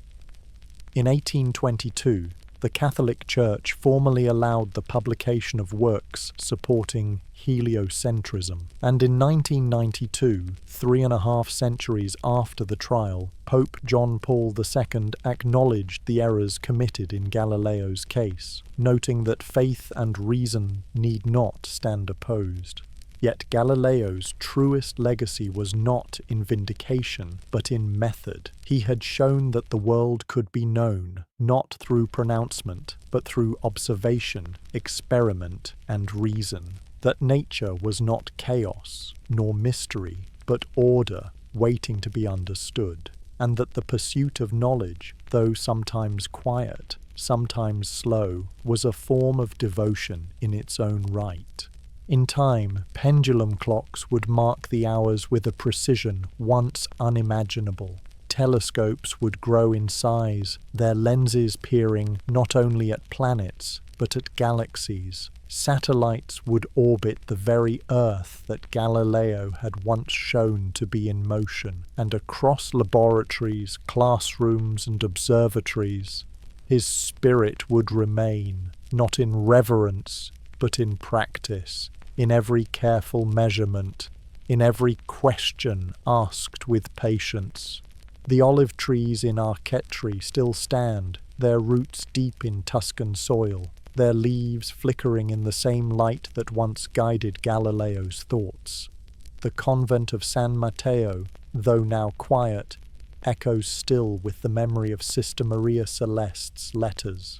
And above, the moon continues its silent journey, casting shadows, revealing ridges, moving always, yet never hurried.